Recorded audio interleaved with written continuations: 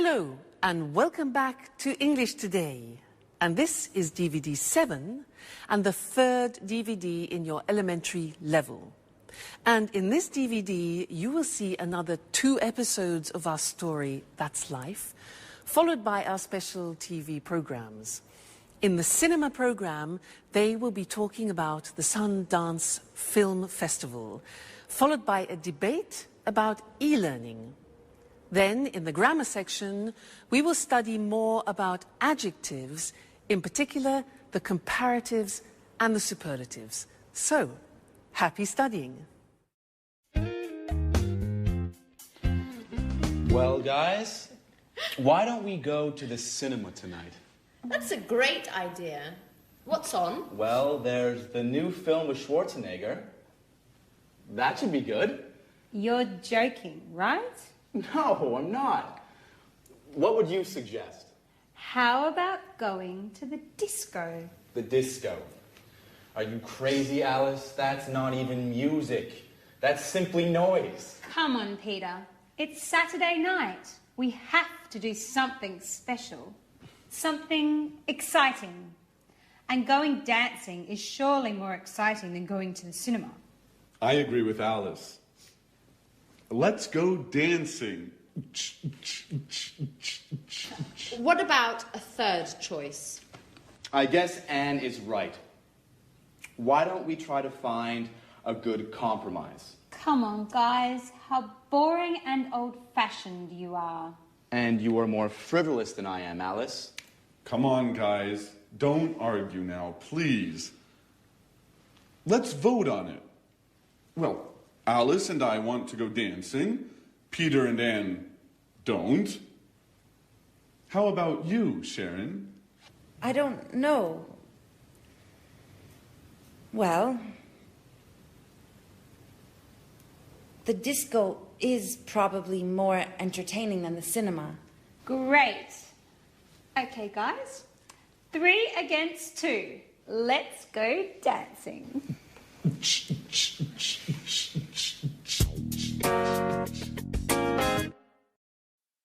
Hello and welcome back to English Today for some more English. Now, what would you prefer? Discotheque or cinema? Dancing or a film? Well, we're going to look at comparatives now. I have to buy a camera and I need to choose one. I have to make a choice, so I have to compare 2 different types. Here I have 2 types. Look, this one here and this one here. Now they're quite different. Listen to the language I use when I compare them, okay? Now, this camera is smaller than this one. This is really quite big. It's bigger than this. And it's also heavier, this camera, than this one. This is a light camera, so it's lighter than this model. Now, this model looks more sophisticated and probably more artistic than this one. Whereas this one looks more practical, but maybe less complicated. What do you think? What else? Well, this is definitely more expensive than this one. This is probably cheaper, I think, because this has a big lens as well. So, I'm not sure. What do you think? I like the idea of a more sophisticated camera, but I think it's more expensive. So I think I'll have to go for the cheaper one, which is the digital one. I think I'll choose this. All right? Good. Now, let's go and have a look at the language and see how we formulate comparatives in English. All right? If you have a 1-syllable word, you remember 1-syllable words like cheap, small, hot, high, then to make the comparative, it's easy. We add ER to the adjective. So cheap becomes cheaper. Small becomes smaller. Hot becomes hotter. Notice we double the T. High becomes higher. So some examples are the new model is lighter than the old model, or London is safer than New York. Today is hotter than yesterday. All right, so those are adjectives with one syllable. But what happens if you have adjectives with 3 syllables or more? Look at the examples. Interesting is an adjective with 3 syllables. Interesting, no, 4 syllables. So it becomes more interesting. You see what happens? We put more in front of the adjective. So more interesting. Difficult. How many syllables? Difficult, difficult. Okay, so it becomes more difficult. Therefore, the example we have next is the new model is more practical. Or London is more expensive than Madrid, for example. This test is more difficult than the last test. So you see, how we formulate the comparative depends on the adjective that we use. If it's a 1-syllable adjective, we add er, cheaper. If it's 3 syllables or more, we add more in front of the adjective, like more difficult. Okay?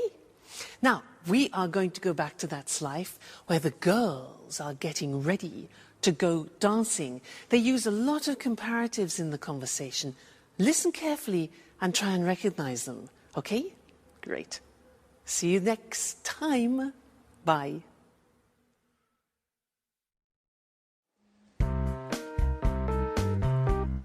Here's my party hat. How do you like it? You look great. I envy you. Hats really suit you. Well, I envy your room, Anne. But with all this traffic, how do you sleep? Oh, I'm used to it. Which disco are we going to? Paradise. It's a new disco on King's Road. It's very nice. Did Tom and you go there together? Yes, we went last Saturday. We spent a nice night together. Maybe I asked the wrong question. You don't like Tom, do you? He's boring. Very boring. Besides, he's an Aries and he talks too much. Last night, for example, he showed me all the pictures of his holiday in the Alps. He talked for an hour about the mountains. But I hate the mountains. Why do you say that?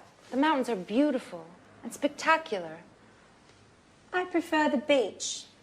It's more relaxing and entertaining. Oh, I don't know. I think the beach is more boring than the mountains.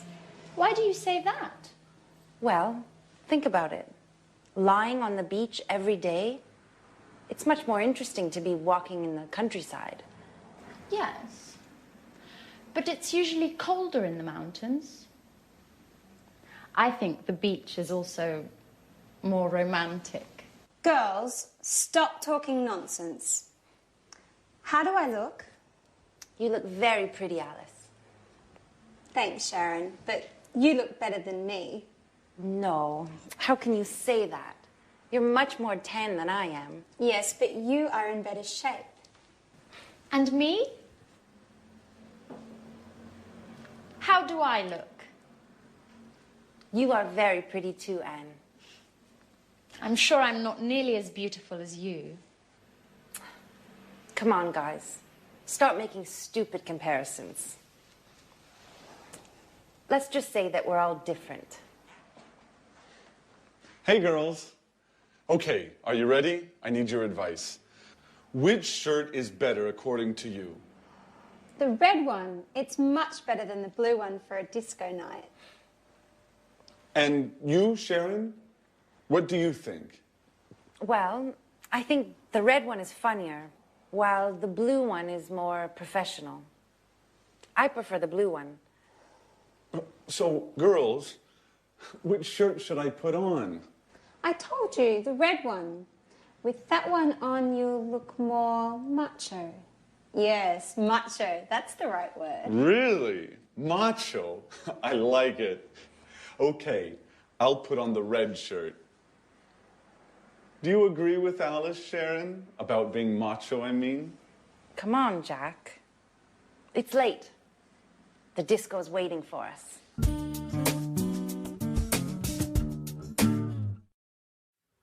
Hello again, and welcome back.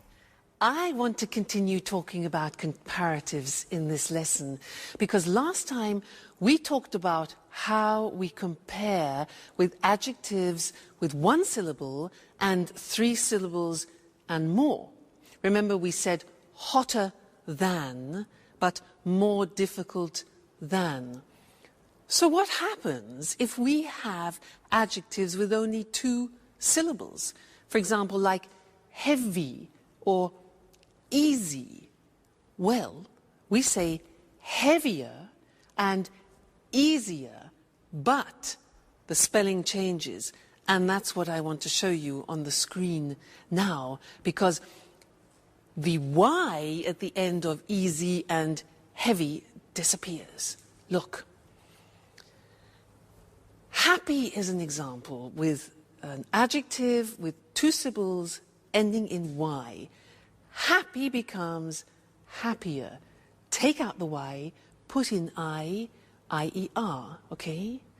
Then funny, funnier, and easy, as we said before, easier. Heavy again, another example, heavier. Okay, so be careful. Remember that the Y becomes an I. Some examples. I'm happier than you. His joke was funnier than mine. English is easier than Russian. All right? So that's important to remember. But that's not all. There are some real exceptions, as always, in the English language, also in the comparative form. And that's what I want to look at with you now. It's very important. The question is, what is the comparative of good? The comparative is completely different. It's better.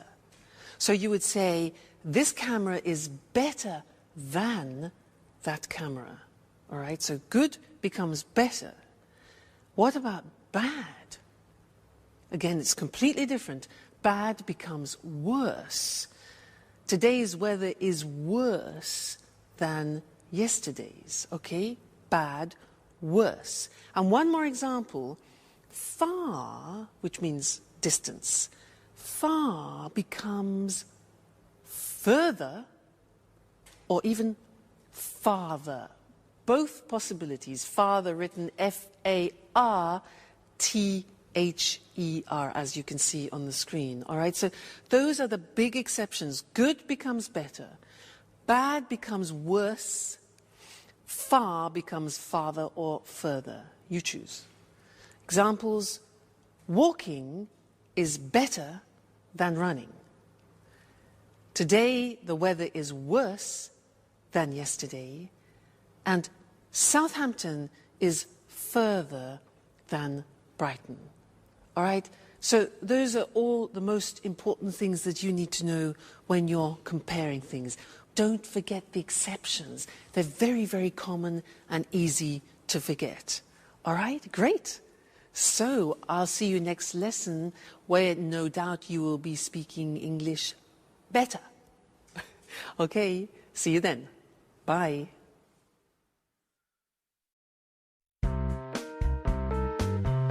So, Tom, which do you think is the best?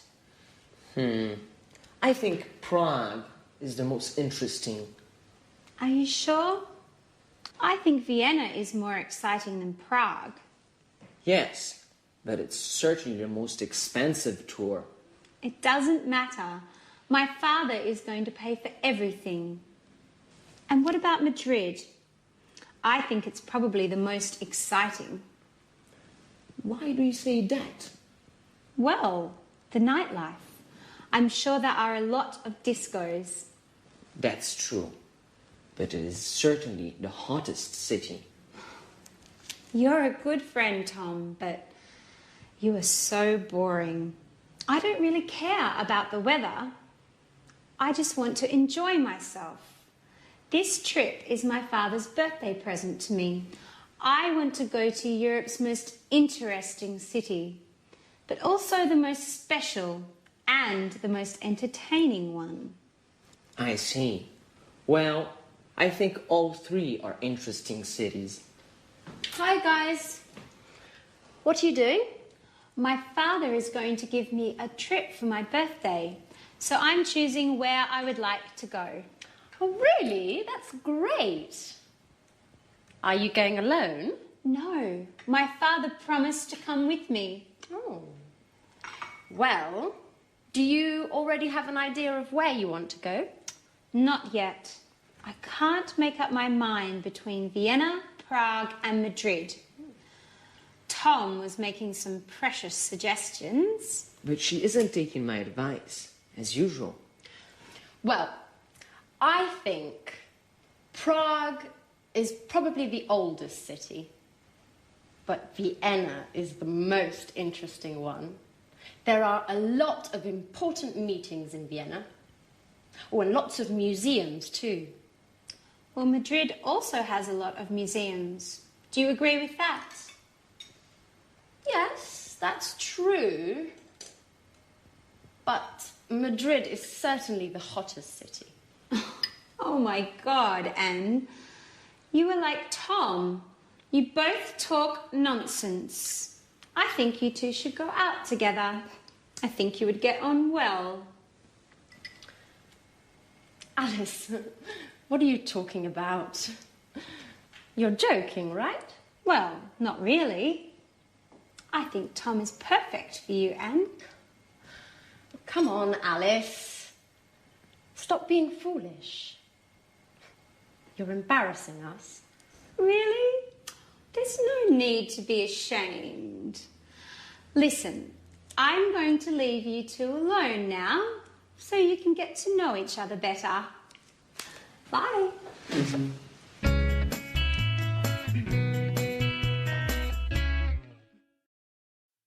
Hello again. Now that's an interesting couple. Tom, who is an obsessive museum goer, Anne, who is an obsessive cleaner. Put them together, and what have you got? The cleanest museum in the world. Now, the cleanest is an example of the grammar form of the superlative, and that's what I want to look at with you now. I want to give you some examples, so listen carefully to what I say. All right? Good. So, good morning, ladies and gentlemen. Are you having problems opening your bottles? Well, I have the solution for you. Here it is. A revolutionary bottle opener. This is a bottle opener. Have you been using these old models like this and been having problems? Well, this is the most intelligent and the most revolutionary bottle that you can find. Bottle opener, it's called, okay? So, how does it work? You take your bottle of wine. You open it up like this. You open it here. You put it on the top of the bottle, like that, over the cork. Then, in this position, you see, hold it strong. Take the lever like this, and you pull over like that. Okay? Takes a little bit of effort, but not like that one. Then, you push it back, and what happens? Bingo! Out comes the cork. Then, the same action, hold it tight, pull it over, the cork comes out, and we are ready to drink. This is, ladies and gentlemen, the most effective, the newest, the quickest, the smartest and the most revolutionary bottle opener that you will ever find. And it's the most economical. It's the cheapest. It only costs €20 for you. So, buy one today and let's pour some wine and toast to the most superlative bottle opener in the world. Cheers. That's nice. Great. That was the superlative. Let's go and see it on the screen. Nice wine. Now, when we have an adjective with one syllable, like cheap, what we do is we add the at the beginning to make it superlative, and then we add est to the adjective. Look at the examples. It's the cheapest, the newest, the quickest, the smartest bottle opener in the world. Okay, so the plus est at the end. Now, if the adjective is 2 or 3 or more syllables, it changes, as I said, and it becomes the most effective. Now, the adjective doesn't change, but in front of it we put the most effective. It's the most economical bottle opener. It's the most beautiful, it's the most revolutionary bottle opener. Okay, so again, be careful. Is it a 1-syllable adjective? Is it a 2 or 3 or 4-syllable adjective? Because it changes. Great. Now, let's go back to life. That's life, where Jack and Peter are talking about football. They're talking about the best football team in the world. Okay? And I'll see you later. Cheers.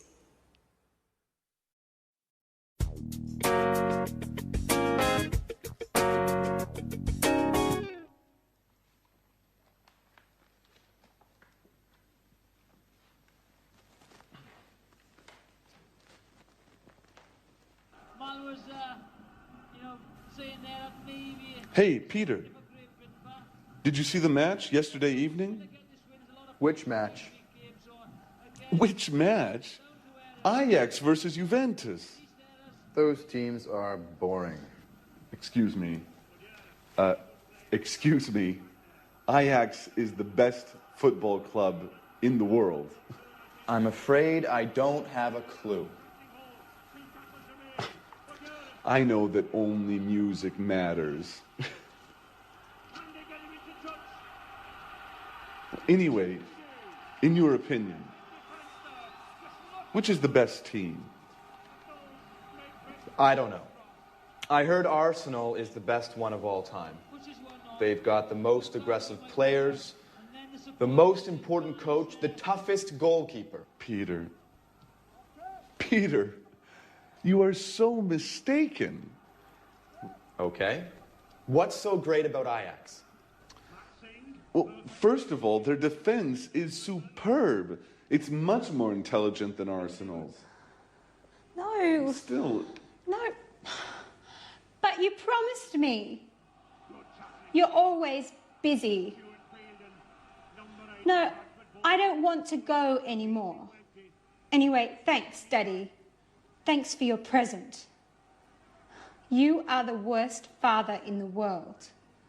Don't worry, I'm going to have a great birthday all the same. Yes, with my friends. They do love me. Bye.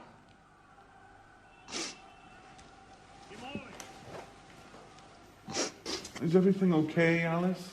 No, nothing is okay. My father keeps on being the same. Oh, come on, Alice. Don't cry, please. Tell us what happened. Well, you know, I told you my father decided to give me a trip for my birthday. Well, he promised to come with me. And just now, he told me that he can't anymore because he has some important work to do, as usual. Oh, don't be angry with him. Even if he has something important to do, you can leave for your trip anyways. No, I don't want to go anymore. Well, don't worry, Alice. We are going to give a big party for you. Isn't that true, guys? Absolutely. Yes, of course. You are the most brilliant, the smartest, and the funniest roommate we've ever had. Even if sometimes you are a bit lazy. You need a special party. Thanks a lot. You are the best friends in the world.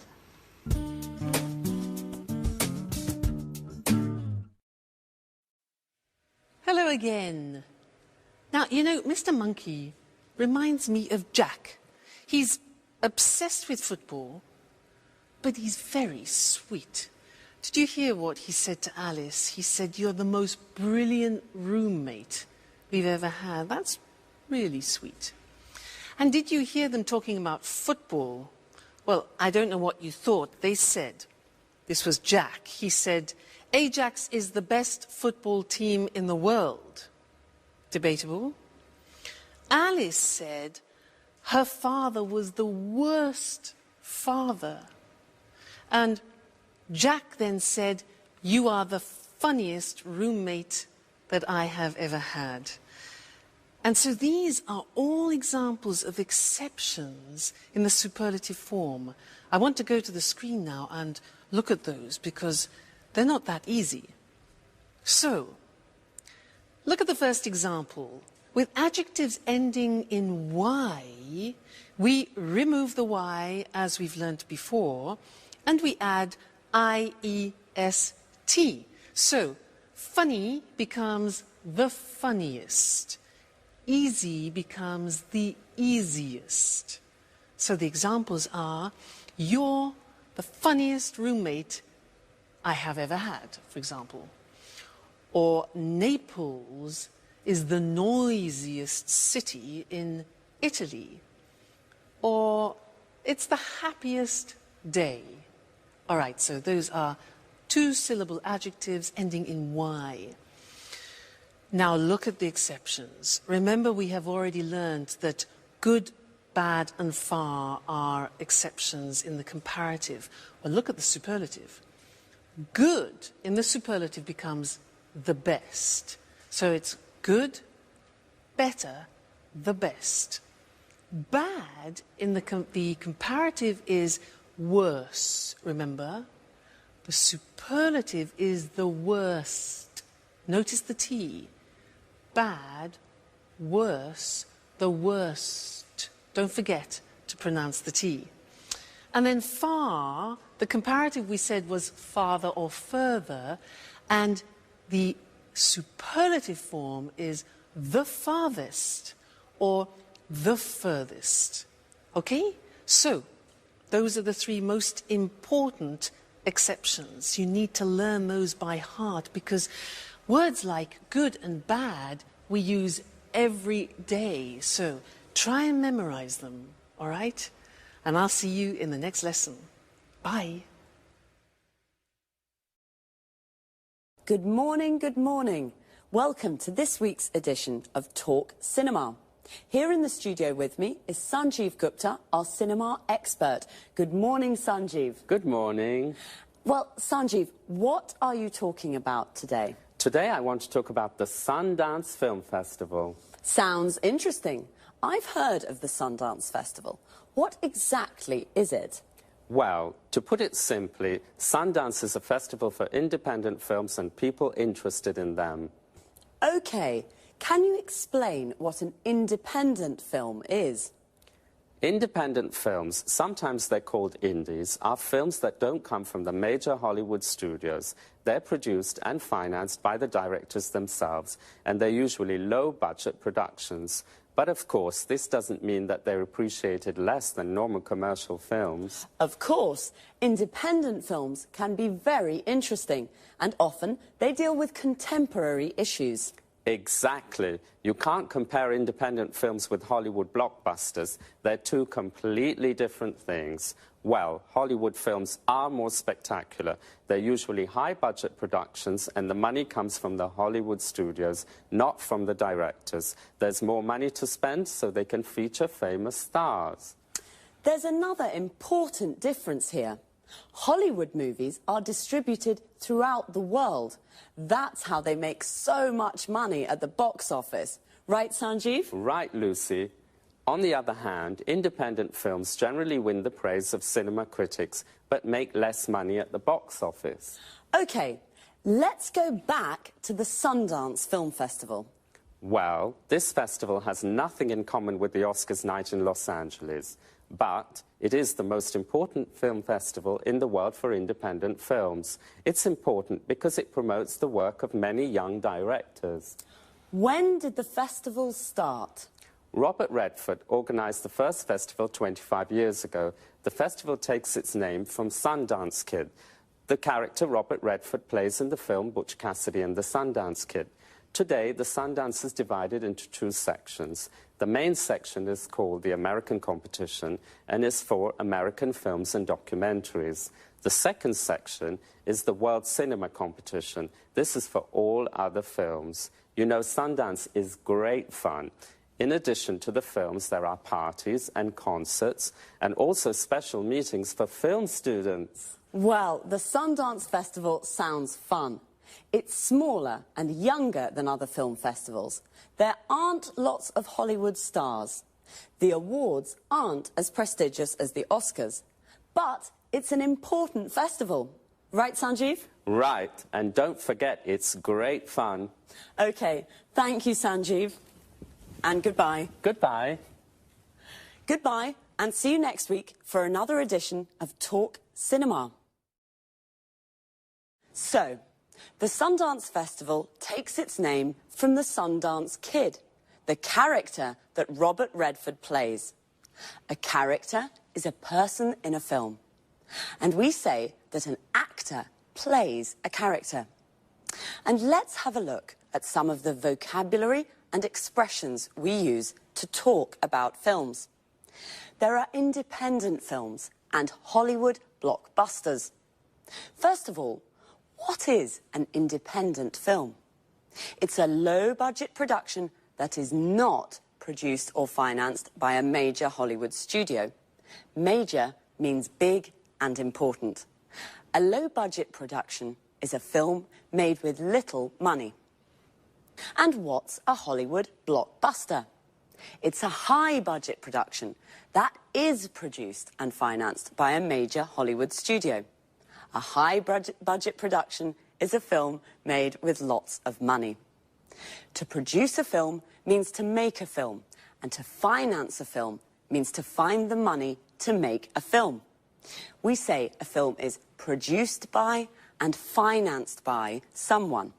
So, an independent film is usually produced and financed by the director of the film.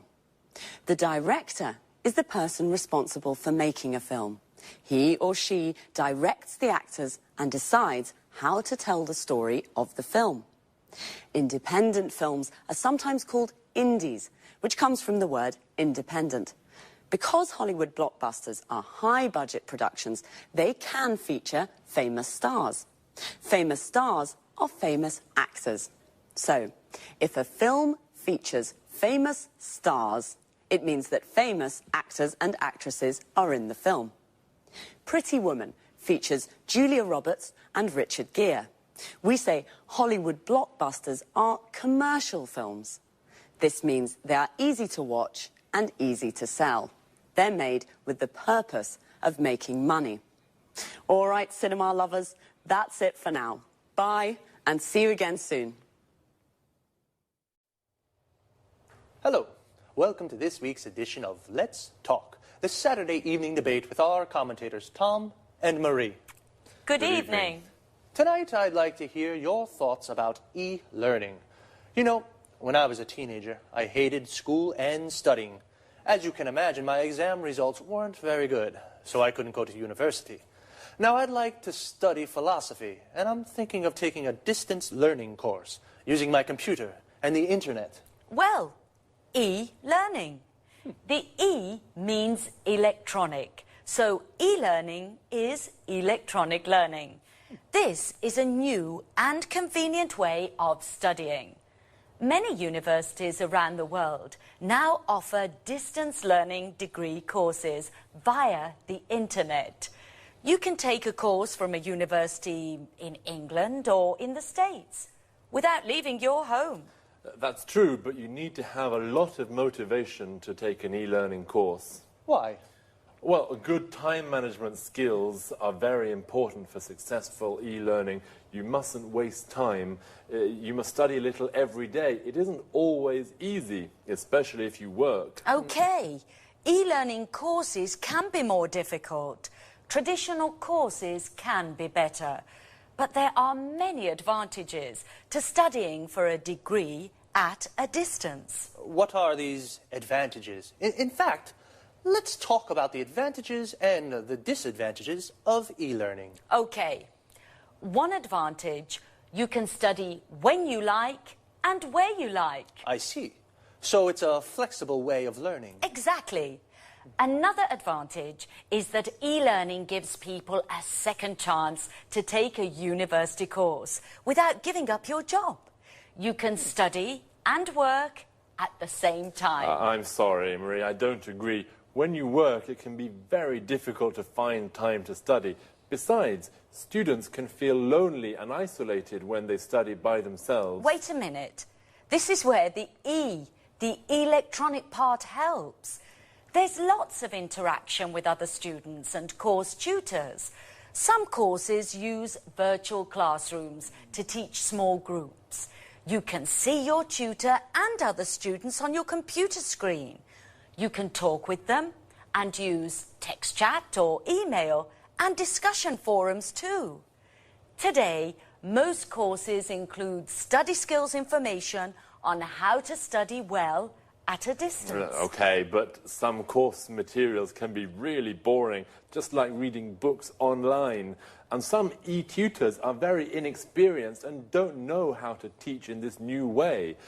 And remember that dropout rates are high for e-learning courses. Yes, I agree with some of what you say, but good multimedia course materials can be very stimulating as they use audio, images and text together to teach. Okay, I see that you both have strong opinions on this topic.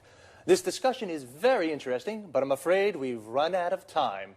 So, e-learning, the new independent way of studying with advantages and disadvantages. My philosophy course? I'll have to think. So, goodbye to our commentators, Marie and Tom. Goodbye. Goodbye. And goodbye to you. And see you next time on our discussion group, Let's Talk. Well, I'd like to take an e-learning course, but I'm not sure that I have the motivation I need.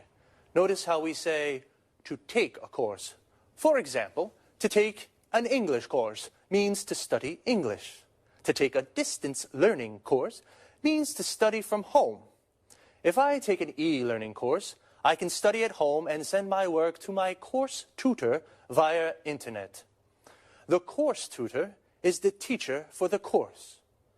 Most people go to university. To go to university means to study full-time at a university. We can also say someone is at university. For example, I'm at university means I'm studying for a degree at a university. A degree is the qualification you get when you complete a university course. A degree course can take from 3 to 5 years, depending on the subject you study. I wanted to study philosophy at university. We say to study a subject at university. For example, my friend Sasha is studying mathematics at university. We can say she goes to university. She's at university. She's studying mathematics at university. She's taking a mathematics degree at university. We can also say she's studying for a degree in mathematics. Notice we can say either a mathematics degree or a degree in mathematics. With e-learning courses, people study for a degree at a distance. This means they study at home.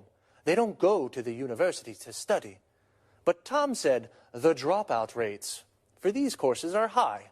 The dropout rates is the number of people who don't finish the course. The verb to drop out means to not finish a course. We can say to drop out of school or to drop out of university. Okay, well, study hard, and I'll see you on Saturday for another edition of Let's Talk. Goodbye.